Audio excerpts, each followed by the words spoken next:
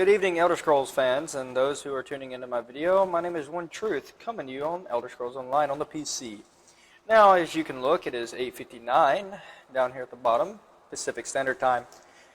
So I'm going to go ahead and review the Archer Nightblade class. I have not made a video since 1.6, and I do apologize for that.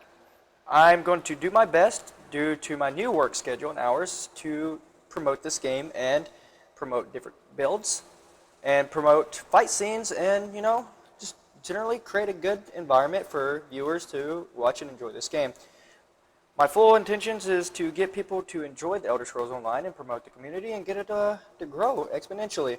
Also to promote my guild. My guild is Ortus Ignis. The new guild master, we merged with Varaz Rangers and Ezere. Props to you, Ezere. And Tove.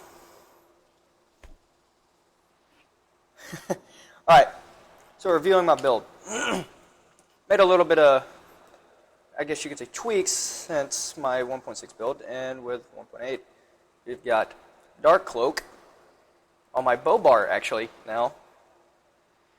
Lethal Arrow, Poison Injection, Relentless Focus for the weapon damage.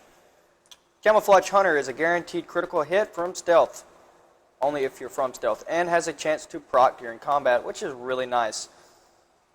Flawless Dawnbreaker for the extra weapon damage. Going back on the Camouflage Hunter, there are two exploits with this.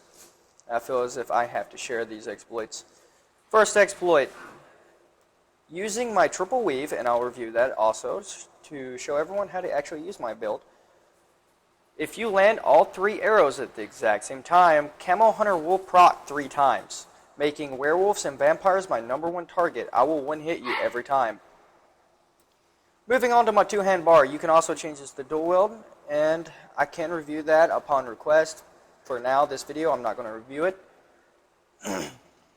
For that is not really ganking, it is more Zerg running.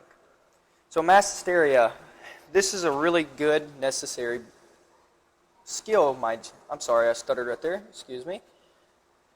This is a really necessary skill within the Nightblade tree line, and this allows you not only to send your enemies running and CC, but it also reduces their movement speed, which is really, really nice. Rally. It's a self-heal. You need a self-heal in PvP. A lot of people would like Rigor, but I also need the Major Brutality. Caltrops. If you think you're going to run from me, you're not. I'm going to throw down the Caltrops and let you try to trot. You can try to run, but, I can hide, and I will kill you. Surprise attack. This is only a necessary. I guess you could say I didn't want this bar to be strictly buffs. I had to add a little bit into it. And, surprise attack from stealth is really devastating. Killer's Blade. If I have to burn an enemy really quick, I'll close the distance and use Killer's Blade. Clouding Swarm. I only have that to activate the, the vampire passives. Now, a lot of people are asking, hey, Truth, why don't you have a distance closer? The reason I do not have a distance closer, and I reviewed this in my previous videos. If you would take a moment to feast your eyes on long shots. Gives you a damage bonus of up to 12% against enemies at longer ranges. So the further away the enemy is, the more damage it does.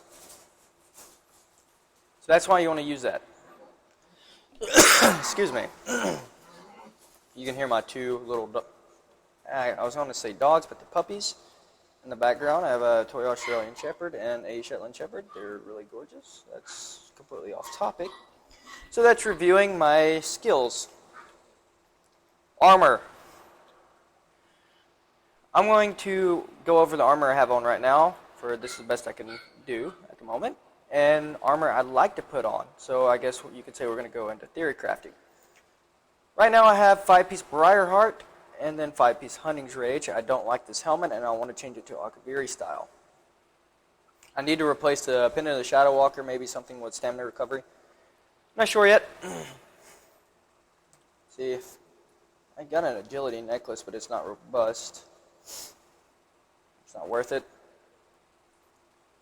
Bow of Hunting's Rage with poison, and Maul of Hunting's Rage with unresistible damage. Maul is prime weapon of choice because you already get the armor penetration, and now you're getting the 535 unresistible damage, and sharpened with that. So, you know what? Your heavy armor doesn't mean jack shit. Excuse my language to those who are younger viewers. And continuing on theory crafting, I would like to replace all 3 of these jewelry with the agility set with robust but weapon damage on the enchants.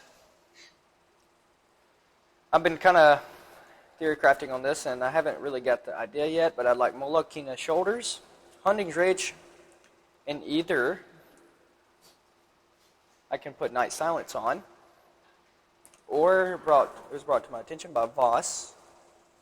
He said, Shieldbreaker. I want stamina recovery. If not, try to get some weapon damage. Try to maximize what I have. My Mundus Stone is the warrior for the weapon damage. I could also replace it and get stamina recovery, which I hadn't tried that. I might actually try that here later on. So, reviewing champion points. I have 255 champion points at this moment. So, right now I'm trying to get everything, or the things I like, to 8.1%. Say Mighty, Piercing, Precise Strikes. Those are necessary. Thaumaturge, with me being a poison build, that's definitely necessary. Bow Expert, I'd like to get this to 8.1%, same with Heavy Weapon Expert, and put the rest of the points into Thaumaturge. Moving on to this, you want Resistant because a lot of like Nightblade hits are critical, and you want to mitigate that as best you can. Spell Shield, you need the magic defense. Definitely got to get the blocking in, and I'm still working on the medium armor defense. Had this very spread out. Elemental Defender is 6.9%, thick skin. This. Warlord, negate to 8.1% of all stamina costs, spells, and abilities. Magician, I'm trying to get this up just a little bit because I still use Dark Cloak and I still use Mass Hysteria. I need that. Mooncalf, I got 8.1% in that as well for the stam recovery. And then Tumbling, now that's 8.1%. I don't like the 1.6 update where Tumbling took a hit. I'm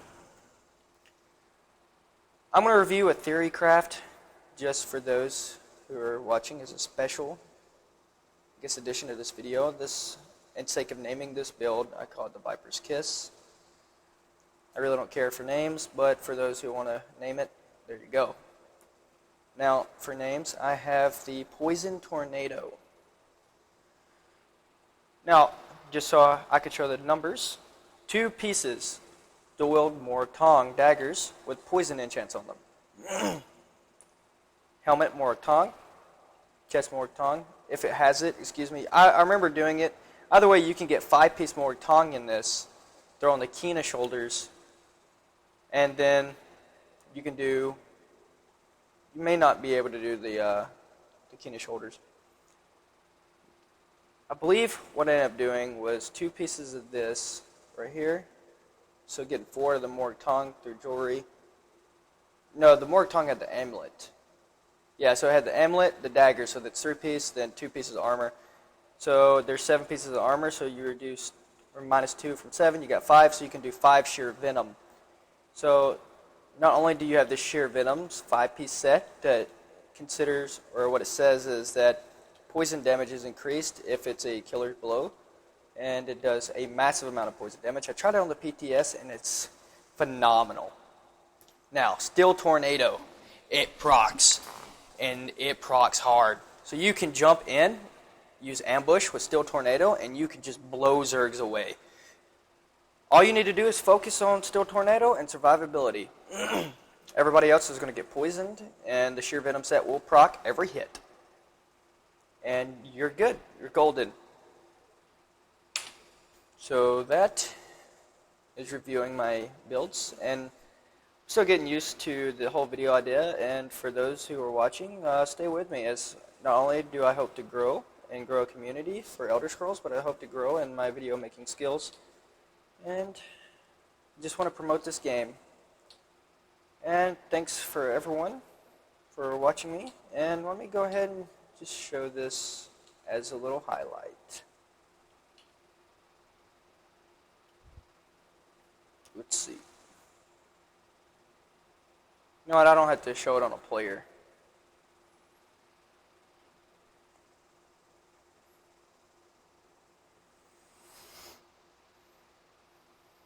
Since I'm no longer reviewing the build, I can just talk. I can't wait for the Dark Brotherhood. I don't look forward to the changes of the veteran rank. However, I need to get my champion points up.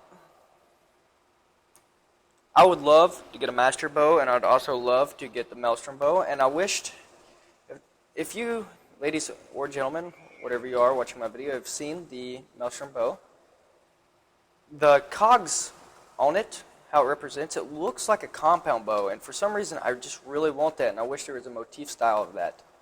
Maybe we'll see that coming on the Dark Brotherhood. I don't know, because the Akaviri bow was already released if you bought the Dominion bow, or Pack bow, or Covenant bow, whatever your alliance is. It was Akaviri style. If you don't believe me, take a look. Weaving. Just to go ahead and give a general idea how this class works. 4, Relentless Focus. 5, Camo Hunter. Weapon Swap. 2, Rally. Find my target. Excuse me. Hello. I'm recording a video. You're in it. Boom. See, like that. Fire 3 arrows into it. What's the question? No, I'm going to start a group here for trophy grind. So you want to hold, when you go to initiate the lethal arrow, it has a 1-second cast timer, so as it's drawn back, hold down a heavy attack and release, like that. See how I fired arrows behind it, or an arrow behind it. Now, you can also fire a poison injection right behind the heavy attack. It's almost done. Now, you see how that works. To cap it off, buff up, create your distance because you want to get that buff. Boom, like that. Weapon damage statistics. Oh, 23k lethal arrow, whatever. Ladies and gentlemen, you've seen how this build works. I hope everybody can take something from this build, modify it to how you like, and hell, maybe I can meet you guys in the 7-day campaign on PC. I'm in Hatteras, and yeah, I PvP a lot. Ladies and gentlemen, thank you for your time and viewing this, and I do look forward to making more videos. Goodbye.